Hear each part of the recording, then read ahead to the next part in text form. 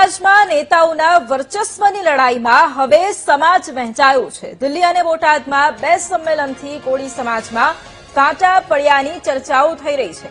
દિલ્હીમાં કુંવરજી બાવળિયાના નેતૃત્વમાં કોળી સમાજનું રાષ્ટ્રીય અધિવેશન, ગઢડા તાલુકાના મોટા સખપર ગામે પણ સંમેલનથી 2 જૂથ આમને સામનેની ચર્ચાઓ તેજ બની છે। ગઢડા તાલુકાના મોટા સખપર ગામે પ્રવીણ કોળીએ કોળી સંમેલન બોલાવ્યું છે। આજ રોજ 14 તારીખ રવિવારના રોજ સાંજે 5 વાગ્યે મોટા સખપરની અંદર સમસ્ત કોળી સમાજ અને ઠાકોર સમાજ આયોજિત એક મહાસંમેલનનું આયોજન કરવામાં આવ્યું છે।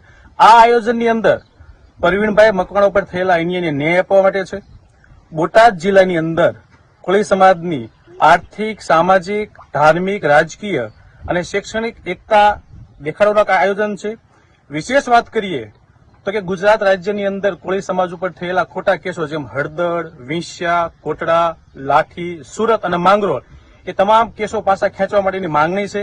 સાથોસાથ કોળી ઠાકોર વિકાસ નિગમની અંદર વધુમાં વધુ ફંડ ફાળવવામાં આવે અને ભવિષ્યની અંદર કોળી સમાજની એકતા મજબૂત થાય એને ધ્યાનમાં રાખીને મોટા સખપર મુકામે આજે તડામાર તૈયારી થઈ છે।